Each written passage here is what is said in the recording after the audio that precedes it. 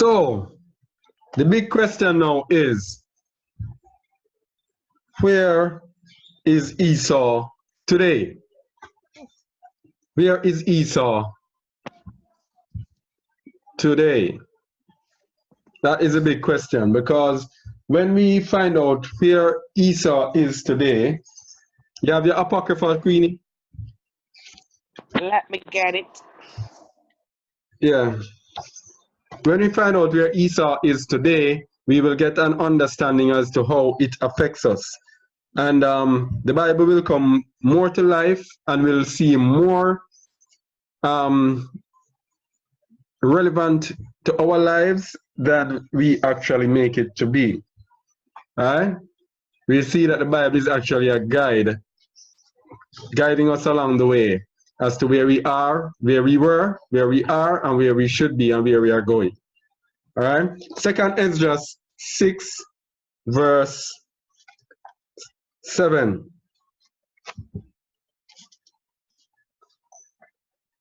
Second Ezra 6, verse 7. Let me see if I can get it on in the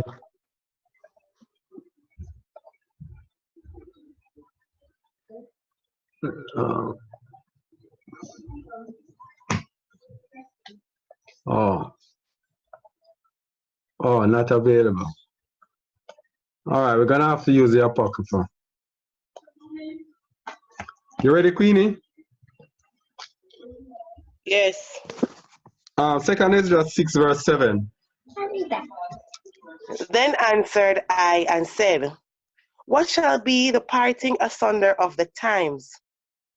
Or when shall be the end of the first, and the beginning of it that followeth? Ezra was making a inquiry of an angel who was sent to him as to what is to come. So he was asking, what shall be, how shall he know the end of one age and the beginning of the other? Because he was aware that there is, this age will be coming to an end, and the rulership or leadership of this age will be coming to an end, and it will be renewed with new leadership in this age to come. Verse 8. Verse 8. And he said unto me, from Abraham unto Isaac, when Jacob and Esau were born of him, Jacob's hand held first the heel of Esau. For Esau is the end of the world, and Jacob is the beginning of it that followeth. All right, so this is it. The symbolism of the hand holding the heel. All right? Esau came out first. He is the end of this age. And Jacob, that holds on to his heel, is the beginning of the one to come. So what it actually means is that Esau will be ruling the world in this age that we are in. Very important. He will be ruling this age, and in the age to come, he will be the servant. So he will be ruling this age, and Jacob will be his servants in this age. In the age to come, it will be turned around, and Jacob will be ruling the age, and Edom or Esau will be his servant. All right? Brian, can I interject with something? Yes. And if they don't still believe that, then they could read Job 9:24 to see who's ruling this age. That's where I have that lined up coming up. Oh, okay. Okay, that's for some people. If they don't think that, you know what I mean? That is the very next thing coming up. And verse 10. Go to verse 10, Queen. Verse 10. Yeah. The hand of a man is betwixt the heel and the hand. Other question, Ezra asks thou not. So what is actually saying that there is actually nothing between the heel and the hand, which means immediately after Esau is toppled, Jacob will be ruling. Immediately after, there is nothing there. All right? So we go next to Eob, Eob 9:24, Job 9:24.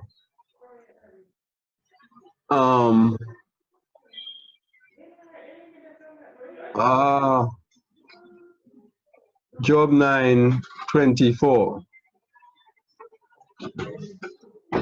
Read, please.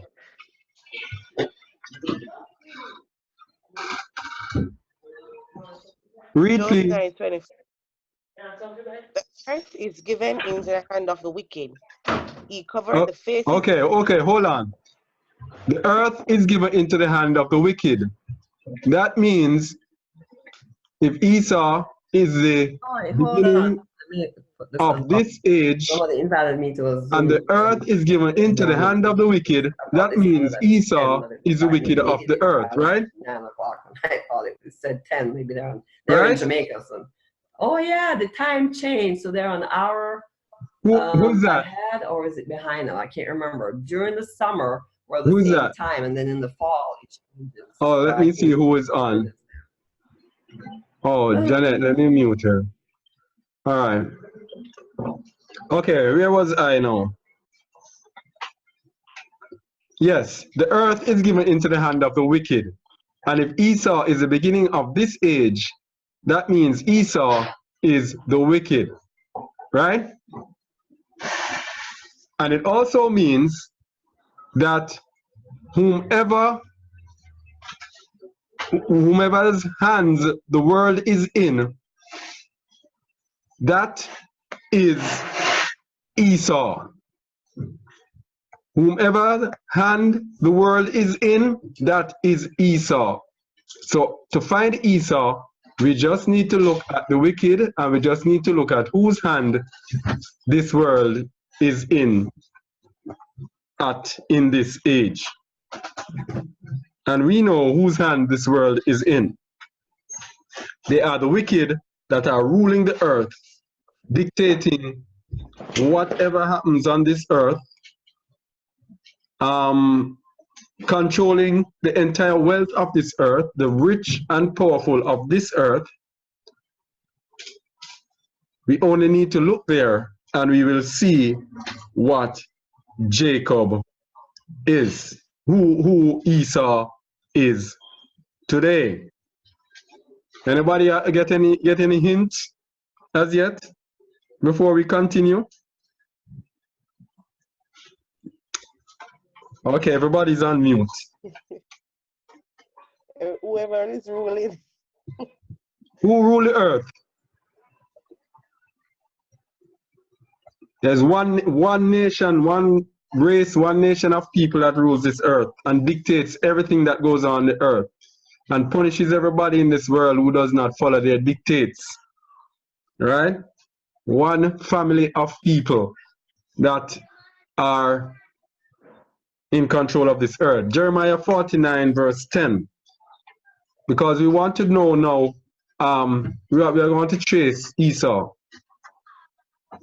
We want to trace them. We want to trace them. Jeremiah 49 10. Jeremiah 49 10. Read, please. Jeremiah 49 verse 10. Yes. But I have made Esau bare. I have uncovered his secret places. I have made him bare. That means he's going to be easy to spot, easy to see. No secret about him, right? Go ahead. And he shall not be able to hide himself. Okay. So if Esau is not able to hide himself, why are we having difficulty finding Esau? Right? When we know that Esau is the end of this age. Esau will be ruling in this age. And we know that the world is given in the hand of the wicked. Right? Esau has been made bare. He's not able to hide himself. Go continue. His seed is spoiled. Okay, this is very important. His seed is spoiled. When you spoil your seed is when you intermingle. Intermarry, intermingle. So your nation is mixed in and mixed out. with other people. Mixed up. This too is very important. Esau will not retain his status as being a family of people, but he's going to be mixed out with other people. Read from his seed is spoiled. His seed is spoiled, and his brethren, and his neighbors, and he is not. So his seed is spoiled, and along with his brethren, along with his neighbors. And he says, and he is not. That means he is not Esau or a direct family of people, no, but because he is mingled and because his seed is spoiled, he will not be seen for who he is. So maybe that is how it is kind of hard to find out who is Esau. All right. Is up today. Yes, but he said, I have made him bare. So what he's actually saying there, he is plain to see, but he is hidden. Right. Hidden in Kind of a plain paradox. Right? Now let's see what of character. We're gonna trace them, you know. Let's see characteristics of Esau. First Chronicles 1:43. He is bare, but he's hard to find. Bare, but he's not plain to see. All right, read First Chronicles 1:43. First Chronicles 1 verse 43. Now these are the kings that reign in the land of Edom, before any king reigned over the children of Israel. Bela, the son of Beor, and the name of the city was Dinhabah. All right, so we're not even going to trace the cities. What we're going to look at is that they had kings, even before Israel had any kings. All right? So this is a tradition of Edom to have kings. Now we're going to see a unique feature of the structure of Edom rule that will directly lead us and show us who the Edomites are today. First Chronicles 1:51.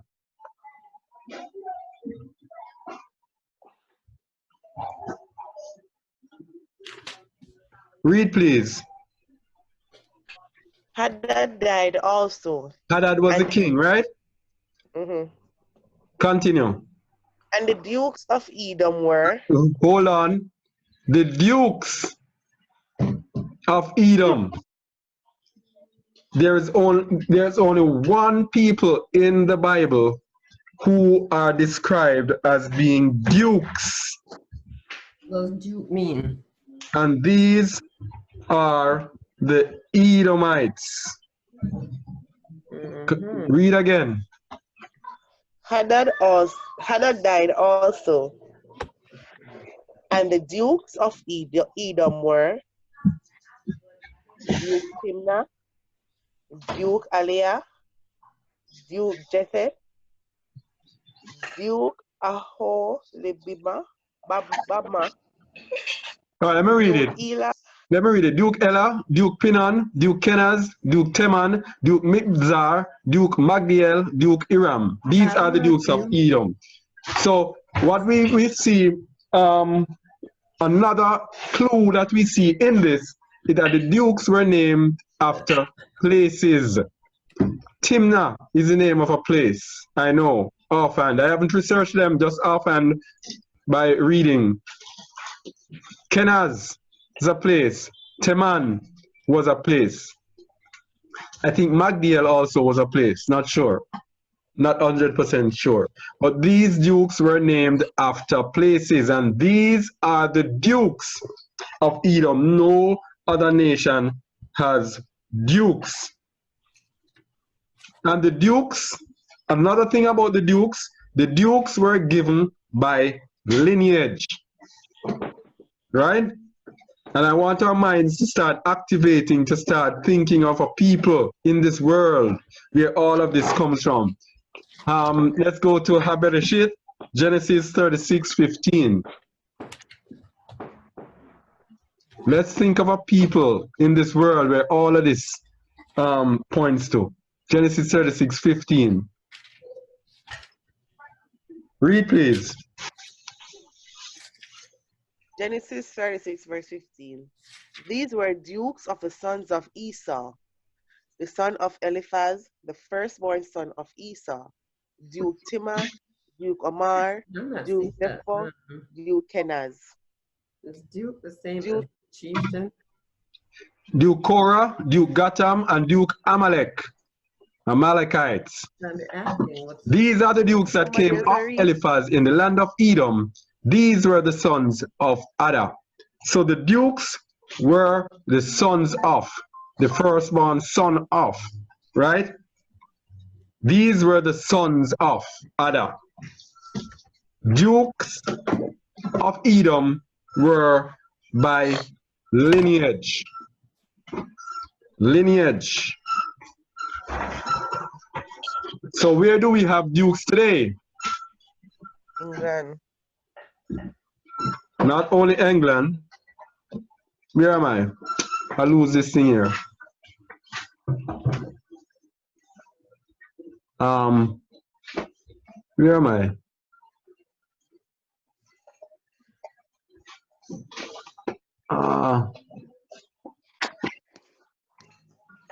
Okay, let me get. I'm trying to get this. Boy, technical problems. Stop. Yes, this is it. All right. So where do we have? Oh, Janet is asking which Bible translation is the text reading from. It's from the King James Version. But really? The only thing you might hear different from in the King James Version, Janet, is that we use the sacred names of the Father and the Son. So all other things and a few other words, few other polluted words, we might change them for the unpolluted words, but everything is coming from the King James Version. Right? Okay. Can you hear me? Yes, I can hear you. I asked the question because I looked in my Jewish Bible for the word duke, and I'm not even seeing that. So that's why I said, oh, what translation is this? Oh, the Jewish. So how did you get that word? Oh, the Jewish. All right. These people are the sons of Amalek. These are Edomites. Mm-hmm. So they are going to try to hide their origins from you. Right? Okay. So the Edomites are called dukes? I'm trying to understand. Yes, the Edomites are where you get dukes from. From the Bible, okay. They are the only people in the Bible that are called dukes. Okay. And up to this day, there are dukes. Right?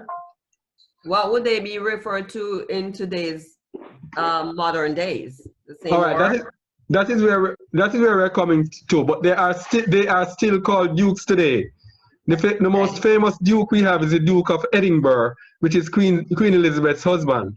Okay, got you. All right, now you got me started. And the Dukes of Windsor, all yes. Those dukes. Wow. Yeah. Okay. Oops. All right. So the question now, where do we have dukes today?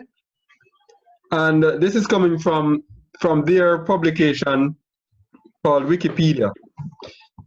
A duchy is a medieval country, territory, fief, or domain ruled by a duke or duchess. A high-ranking nobleman, hierarchically second to the king or queen in European tradition. European tradition. But do you see now that those same dukes are what's controlling Jamaica? We're getting there. We're getting there. They control the whole world, but they are so subtle and so smooth. They do it without us even realizing it. Even if you tell our people about this, they don't believe it. No. All right. Yeah. So it's a high-ranking nobleman, hierarchically second to the king Wow. or queen in European tradition. The term duke or duchy is used almost exclusively in Europe. That's why we don't hear it here. Oh, But they're working tremendously to keep a lid on us. so if it is used almost exclusively in Europe, and the Edomites were the only people in the nation in the Bible who were dukes. So who are the Edomites today? The Duke. The Dukes. The Europeans. There you go, the Europeans. Okay. The Dukes, the Dukes are their leaders. Wow. All right? What we don't know continues to hurt us. Yep. All They say right. what you don't know won't hurt you. That's not true. What we don't know is hurting us. Yes. Wow. So let us look at a list of historic dukedoms in Europe. And this is going to show us who the Edomites are. These were the historic nations that had dukedoms. First, Austria, Bohemia, Le Bleu, Le France, which is France. Right. Alemania or Deutschland, Germany, which is Germany. Right. All right. The Hellenists, the Greeks. These were dukes. The Italians. All of these people, historic dukedoms. Portugal. Portuguese. Spain. That's all of them. Sweden. The United Kingdom. Now, we know Deuteronomy 28:68 tells us that ye shall go into bondage again in ships. And among these dukedoms, among these Edomites, let's see how many of them partook of taking us, Jacob, Israel, into bondage in ships. France, right? UK, number one on the list. France with the Asia, with Haiti, and I think Montserrat, Guadeloupe, those places. Yeah. Those Edomites brought slavery there. Wow. Portugal, I think they started the slave trade. Edomites. Spain, huge. Cuba, Latin American slave trade, Spain. United Kingdom, which is why we are speaking our language today. These are all Edomites who... And aren't these the same ones that drove out the Israelites and took over, calling them the real Jewish people? Calling themselves the Jewish people. The sons of Amalek. Remember, he had a duke? Right. The Duke of Amalek. These people are descended from Amalek. These are Edomites, right? Who are calling them, saying that they are Jews. Revelation 1, Revelation 2 verse 9. Let's just put that there for while we're at it. There's gonna be a come at a time, and Revelation was speaking of what was to come. No, let me go to verse 1. Revelation 1. Was it about 8? Revelation 1. No. I wanted no. That what says which is to come. No. Verse 1. Read, please. Not on screen. Oh, sorry. My bad. Is it Revelation 1, verse 1? Yeah, Revelation 1, verse 1. Read, please. Okay. Revelations 1 verse 1. The revelation of Yahushua Mashiach, which Yahuwah gave unto him, to shew unto his servants things which must shortly come to pass. Stop there. And he So sent... stop. So whatever we're gonna read next in Revelation 2:9 is things which must shortly come to pass. Right? So when we go to 2 verse 9, this must shortly come to pass. Read, please. Revelations 2 verse 9. I know your tribulations and your poverty. Right? I know thy works and tribulation and poverty, but thou art rich. And I know the blasphemy of them, which say they are Jews and are not, but are the synagogue of Satan. So they are the synagogue of Satan. They say they are Jews and are not. This must shortly come to pass. That means in the end time there are going to be a people who are going to blaspheme by saying that they are Jews and are not.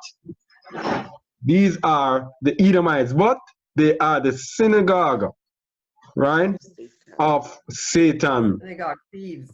They actually worship Satan. They are actually the congregation of Satan, placed to do Satan's work. All right? So let us continue or look at the identity of Esau. Brian. Yes? Let me add something, because that girl that was speaking was saying yeah.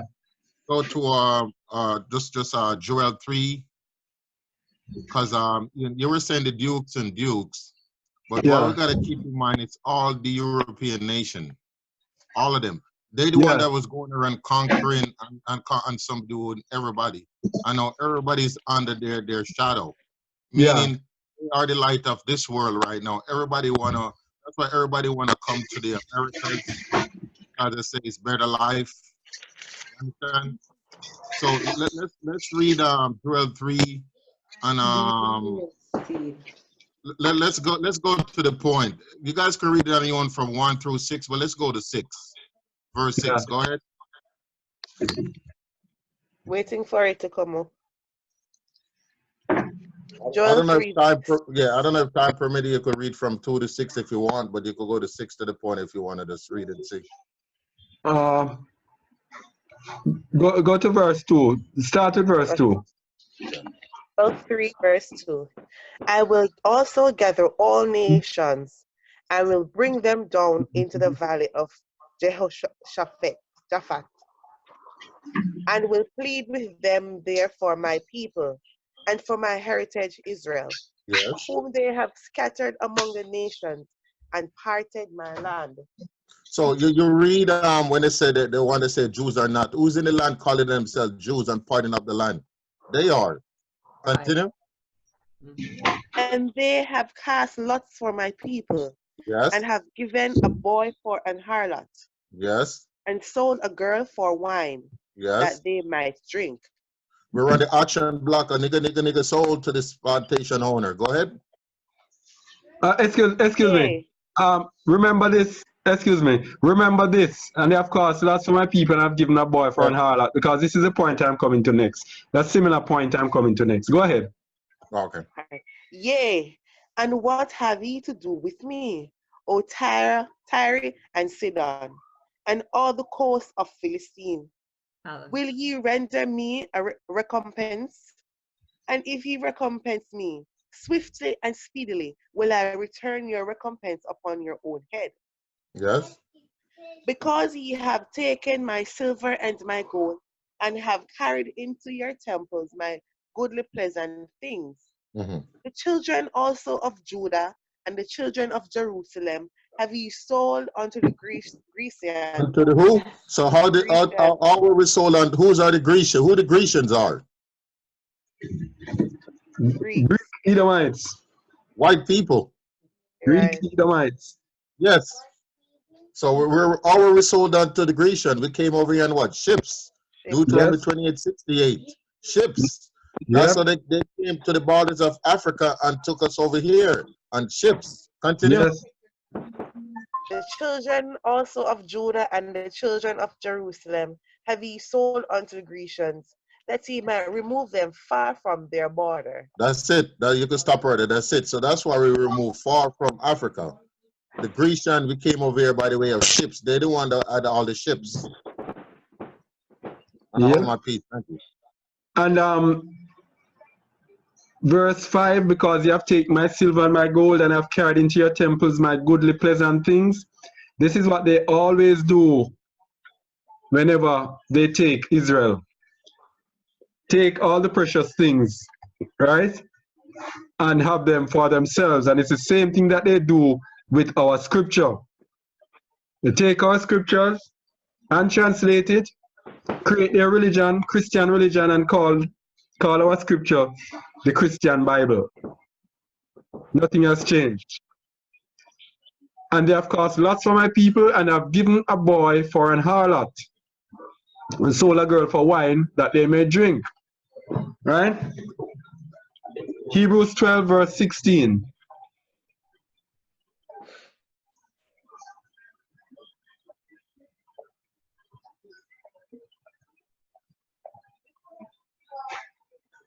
Read please. Hebrews 12 verse 16. Lest there be any fornicator or profane person as Esau, who for one morsel of meat sold his birthright. What I want to look here, lest there be any fornicator, right? A hallmark of Esau is his sexual perversion and his profanity, right? He desecrates the person. So he sold a boy for an harlot and a girl for wine. Esau is the nation of people through which we get all the sexual perversions of the world. They are the ones pushing LGBTQ, whatever that thing is. They're even bestiality, the child pornography thing, all of those things are through Esau, right? And we can look on the profanity, the institutionalized profanity, I should say, because their profanity and their perversion is institutionalized to the point where they even make laws, same-sex marriage, all of those profane things coming from Esau. It's not hard to figure out who they are. They are bare, but they are hidden, but they are bare. Right? Now, another thing about Esau, that he dwelled in the clefts of the rock. Obadiah 1 verse 3, and we're gonna look at some pictures. I don't know if it can come up after this. Obadiah 1 verse 3. Read please. Obadiah 1 verse 3. The pride of thine heart has deceived thee, though thou that dwellest in the clefts of the rock. Okay, so they dwell in the clefts of the rock. We're gonna see their habitation soon. Whose habitation is high, that saith in his heart, who shall bring me down to the ground? Okay, some people say that the high-rise building that they are building is revelation of this prophecy, that they like to be high, they like to live in high abodes. And so we shall see their dwellings now in the clefts of the rock. Let me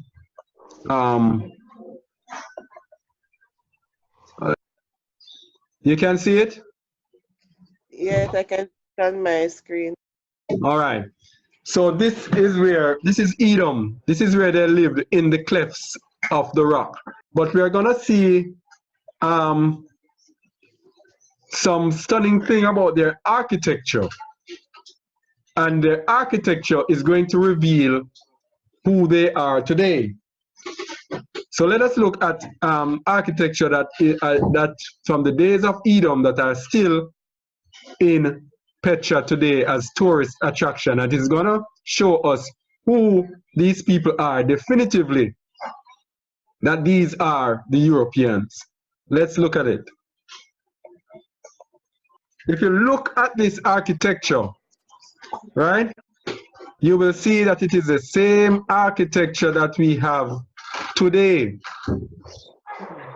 This is Edom. This is what they built. If you notice the triangle, notice this? Yeah. The triangle, and we notice this in the middle, and we have the pillars. And notice the pillars. Look at the decoration on the pillars. Look at here. Look at there. Look everywhere. These are the exact same buildings that we have today. And we're going to see some of these buildings and show you that nothing has changed. And we are going to see who the Edomites are. Let me find another one. Okay, we're going to look at this one that is going to compare the Edomite buildings with the modern buildings of today. Okay, you see that? Wow. Yes. If nothing has changed. Mount Seir, Rome, Great Britain, the White House. Wow. Now you tell me. Nothing has changed. The Edomites are bare. Because it went from one generation, the traditions pass on from one generation to the next. Yes. So that's why it carry on. Yes. All right, gonna look at another one now. All right. So if you notice, the same Roman stadium, the same stadium that are built in America. All right. And again, we see Mount Seir and we see the White House. Right. Right. But we're gonna also see now something very, very startling. Yes. Where is that? Falmouth. Oh my goodness. Oh, so you're trying to tell us that we are Edomites too? Huh? No. No, they're spreading their wings. I know. Who gave this to us? The British. Oh. British. No? I said oh. Oh, okay. Yeah. All that stuff came down from Buckingham Palace. Thank you very much. They are the Edomites, and the British are those who established the United States of America. Of America, yes indeed. All right.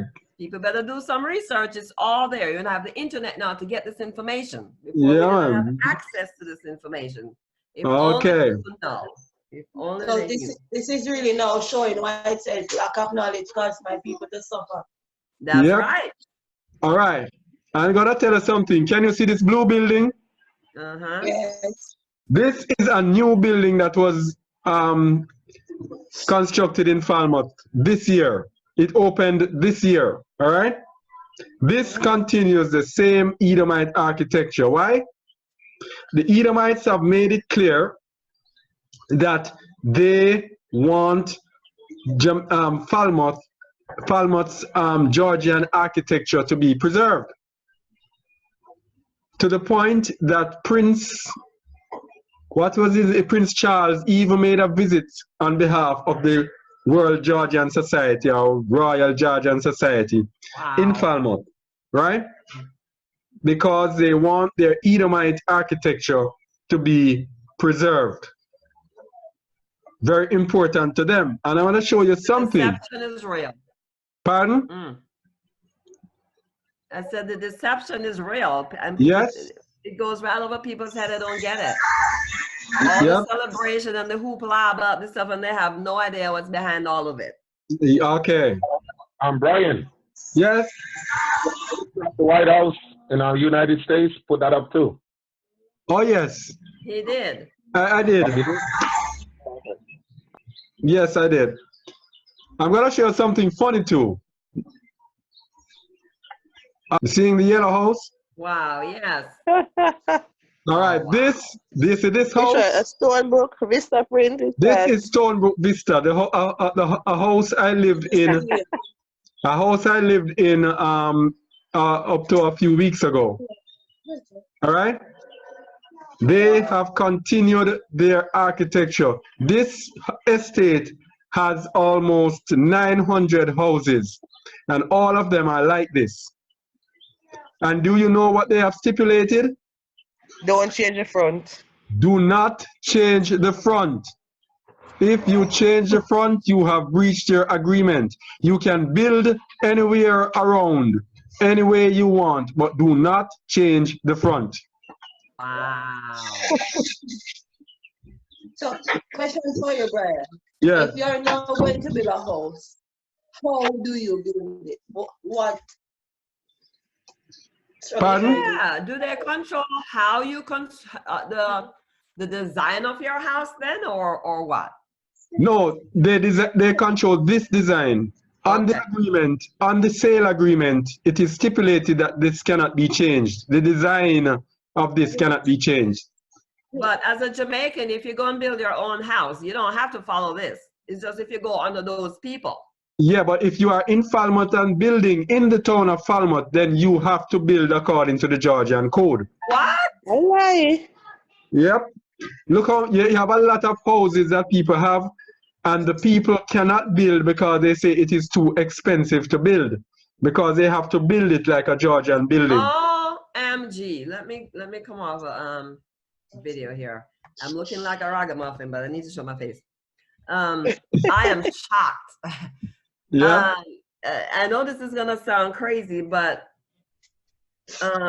one of the reasons why I work with Mr. Patterson of the UIC is to abolish all of Britain out of Jamaica. Seriously.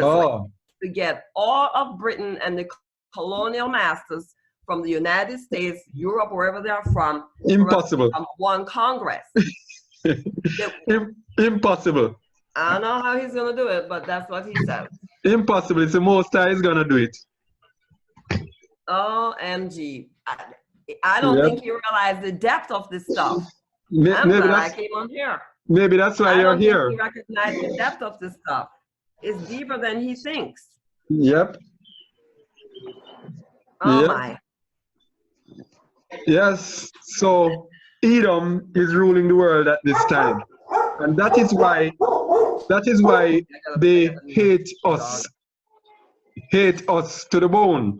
That is why even in America, imagine they brought across the slaves built up the United States of America for them, made them the richest and most powerful country in the world, free labor, free everything, all right?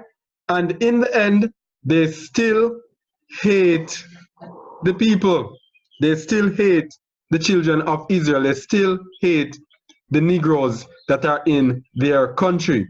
And not only that, the Negroes are the #1 consumers in the country. The Negroes make them money, and they still hate the Negroes. It is not natural, it is spiritual. It is this perpetual hatred that Esau has for the sons of Jacob.